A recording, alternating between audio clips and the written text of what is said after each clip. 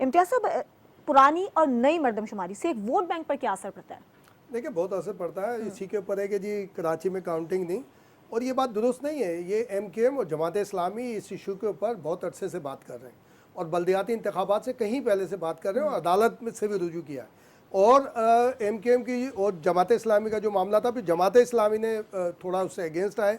उन्होंने कहा नहीं जी, मेयर के इंतखाबात होने चाहिए, सॉरी ये बल्दियाती इंतखाबात होने चाहिए, वरना उससे पहले आपने याद होगा आपको कि सिंध गवर्नमेंट ने एक नोटिफिकेशन जारी किया था जो डीलिमिट करने के लिए, जो कराची में जो लोकल बॉडीज़ की नशिस्तें हैं उसको हवाले से, और वो कोर्ट में ऑलरेडी मौजूद हैं। और जमात इस्लामी भी अपने दरख्वास्त के साथ मौजूद है सेंसिस के हवाले से कि भाई सेंसिस होने चाहिए। पहले ये था सेंसिस हुए तो सेंसिस के बाद जो रुकावटें आई, जो तहफ़्फ़ुज़ात आए, उस पर बार बार प्रेस कॉन्फ्रेंस होती रही हैं और अदालतों से रुजू भी किया जाता रहा। अब एक बात है कि सेंसिस में ये कहा जा रहा है, जो नए सेंसिस हैं, कि सिंध की नशिस्तें बढ़ेंगी उसके अंदर, और आई थिंक बलूचिस्तान पंजाब की नशिस्तें कम होने की बात आ रही है कि वहाँ पे कम हो सकती है नशिस्तें, क्योंकि माइग्रेशन वहाँ पर हुई, उसकी मामले में आ रहा है। अगर आदम नई मरदम शुमारी हो गई है, उसको एक्सेप्ट करने में क्या हर्ज है?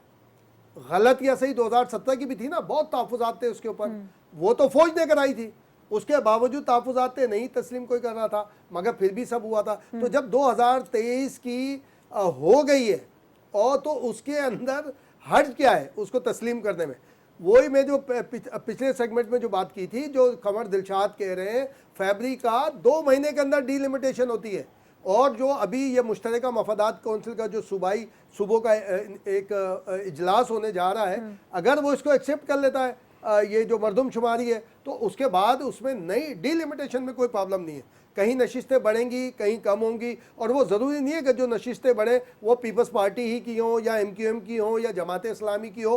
तो जो एक प्रॉपर चीज़ चल रही है, जो रिक्वायरमेंट है कॉन्स्टिट्यूशन की, अगर उसके ऊपर डिमांड की जाए तो कोई हर्ज की बात नहीं है, और उसके ऊपर कोई मुदल्लिल दलाइल के साथ सामने आनी चाहिए। अगर हो भी जाएगा तो क्या हर्ज पड़ेगा किसी को? कोई मैं नहीं समझता कि कराची का मैंडेट एक स्प्लिट हो चुका है, इसमें कोई दो राय नहीं है। जमात इस्लामी ने सूबाई और कौमी में नहीं लिए, लेकिन बल्दियाती इंतखाबात में वो पीपल्स पार्टी के बाद एक बड़ी जमात बन के सामने आई है। और अब सूरत हाल ये है कि जो हम कल बात कर रहे थे कि मुस्लिम लीग नून GDA से बात हुई है, तो अब ये मामला आ रहा है कि मुस्लिम लीग नून पीपल्स पार्टी की कोऑर्डिनेशन रजामंदी के साथ कराची के अंदर बड़े पैमाने पर और हैदराबाद मीरपुर खास में एक लेवल तक अपनी एक्टिविटी बढ़ाना चाहती है, और उसके लिए पीपल्स पार्टी कराची में तो तैयार है कि जी वो भरपूर एक्टिविटी करे। तहफ़्फ़ुज़ात का दूर कर लेना अच्छा है, इसमें कोई हर्ज नहीं है।